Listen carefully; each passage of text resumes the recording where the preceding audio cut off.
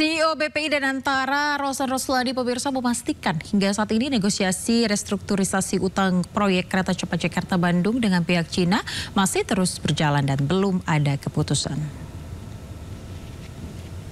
Menurut Rosan, pembahasan terkait utang WUSH ini melibatkan kerjasama lintas kementerian dan lembaga seperti Kemenko, Infrastruktur dan Pembangunan Kewilayahan, Kemenko Perekonomian, Kemenq, dan Kemenhub, serta BPI dan Antara. Rosan menegaskan kehadiran pemerintah dalam proyek transportasi publik seperti WUSH merupakan bagian dari tanggung jawab. Pemerintah juga memastikan manfaat transportasi publik benar-benar bisa dirasakan masyarakat. Masih berjalan ya, nanti timnya kan juga ada Pak Menko Infra, ada Menko Perekonomian yang involved, ada tim dari Menku, dari kami. Jadi ini adalah suatu kerjasama lintas kementerian dan Kementerian Perhubungan juga, Jadi memang ini lintas dan arahan dan juga kerjasama dari kita semua memang sangat dibutuhkan dan mendapat arahan dari Bapak Presiden bahwa memang kehadiran pemerintah untuk kepentingan transportasi memang tidak hanya dilihat dari segi untuk kerugian saja, tapi juga dampaknya kepada masyarakat dan juga melihat kepada undang-undang yang ada, yang memang itu menjadi tugas dari pemerintah untuk menyediakan. Sudah ada kesepakatan untuk ada Tiongkok pembicaraan? Belum masih berjalan. Ya, Menteri Pertanian Andi Amran Sulaiman menyebut ada 1,6 juta lapangan pekerjaan terbuka di sektor pertanian. Amran mengungkapkan adapun 1,6 juta lapangan pekerjaan itu melalui program hilirisasi perkebunan yang terdiri dari kopi, kakao, mete, dan kelapa. Selain terbukanya lapangan pekerjaan, Amran menyebut bahwa sektor pertanian juga menunjukkan kinerja positif. Salah satunya adalah ketersediaan stok beras nasional yang disebut mencapai titik tertinggi tanpa harus membuka keran impor. Kemudian juga hilirisasi. Ini kita akan kejar dan bisa menciptakan lapangan kerja 1,6 juta orang. Kemudian Bulog kita akan tengani dan operasi pasar kita lanjutkan terus. Di mana 2 bulan terakhir harga beras sudah turun, tetapi kita tidak boleh berhenti sampai beras betul-betul semuanya di bawah HIT. Ribuan warga di Jakarta Utara hingga Jakarta Timur, pemirsa, ramai-ramai mengeluhkan bau sampah menyengat dari pengolahan bahan bakar sampah Refuse Derived Fuel atau RDF Rorotan. 20 anak di Cakung Timur bahkan sakit ispa gara-gara polusi bau dan udara.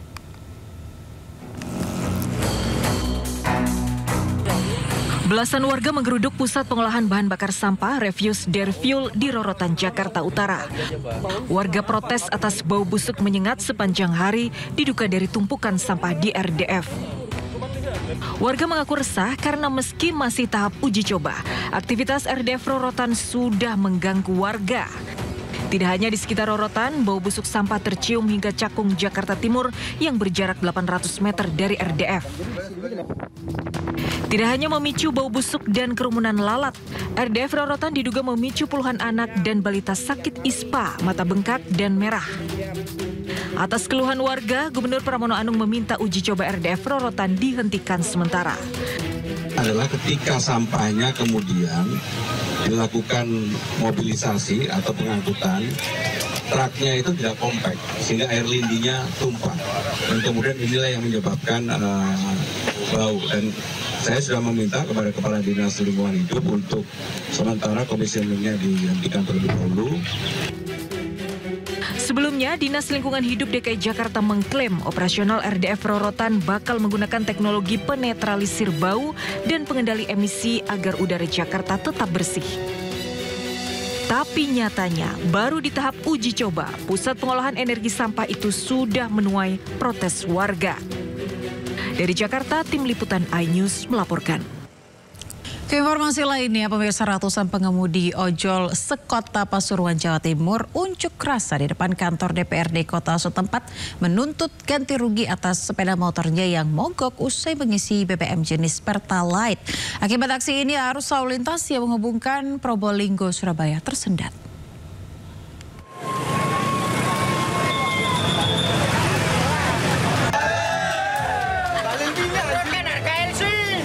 Ratusan pengemudi ojol menggelar unjuk rasa di depan kantor DPRD Kota Pasuruan, Jawa Timur. Mereka memblokir jalur Pantura yang menghubungkan Probolinggo Surabaya sebagai bentuk protes atas kualitas bahan bakar Pertalite yang disebut-sebut membuat motor mereka mogok. Dari data demonstran, setidaknya 200 motor milik ojol berebet alias mogok usai mengisi BBM jenis Pertalite di sejumlah SPBU. Selain itu, biaya servis motor di bengkel motor cukup mahal dan ditanggung sendiri. Aksi besar-besaran ini membuat arus lalu lintas di jalur utama Pantura lumpuh total. Menin demo, Pak. Pedanya berebet kabeh, Pak. Habis bisi Pertalite, Pak. Akibat aksi ini, polisi terpaksa menutup jalan Pantura dan mengalihkan arus lalu lintas ke jalur alternatif. Dari Pasuruan, Jawa Timur, Jaka Samudra, iNews melaporkan. Sementara itu, pemirsa, seorang pengemudi minibus di area Bandara Soekarno-Hatta didatangi sekelompok orang yang merampas paksa kendaraan dia. Korban lalu dibuang di pinggir tol lingkar luar Bandara Soekarno-Hatta. Aksi komplotan penagih utang alias debt collector semakin meresahkan. Sekelompok orang melakukan perampasan paksa kendaraan di area parkir 2F Bandara Soekarno-Hatta, Tangerang. Pengemudi mobil diintervensi untuk menyerahkan kendaraan yang dibawanya, bahkan mirisnya pengemudi mobil diturunkan di sisi tol Bandara Serpong, pintu keluar Buaran Baru, Kota Tangerang.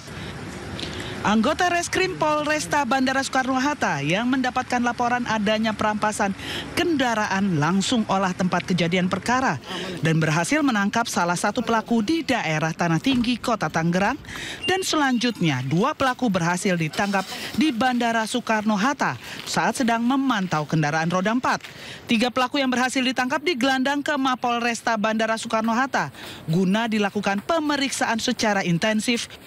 Barang bukti pakaian serta berkas penarikan kendaraan disita sebagai alat bukti. Aktivitas para tersangka sebagai debt collector lepas yang sehari-harinya mencari kendaraan kredit bermasalah. Namun karena unsur pidana maka dilakukan penangkapan dan masih memburu pelaku lainnya. Kini para tersangka dijebloskan penjara dan dijerat dengan ancaman hukuman maksimal 11 tahun penjara. Berdasarkan hasil hitung cepat Pilwakot New York, pemirsa, Amerika Serikat, Zohran Mamdani mengungguli 2 rivalnya. Mamdani akan mengukir sejarah sebagai wali kota muslim pertama di New York.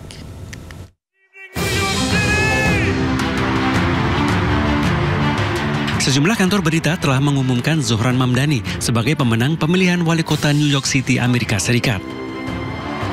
Selain itu, beberapa lembaga survei juga mengungkap kemenangan kandidat dari Partai Demokrat tersebut.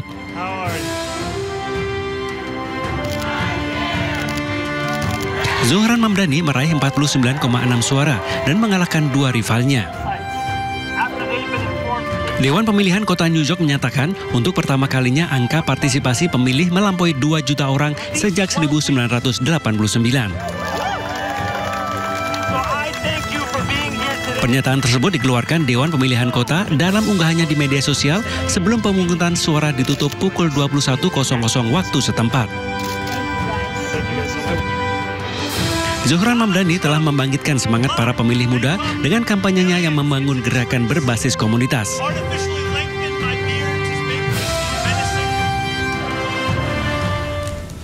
Pemirsa, dalam 2 dekade belakangan, fenomena unik terjadi dalam pemilihan pemimpin di sejumlah kota besar di dunia termasuk Eropa dan Amerika Serikat. Para pemimpin ini memiliki latar belakang dari keluarga migran dan Muslim.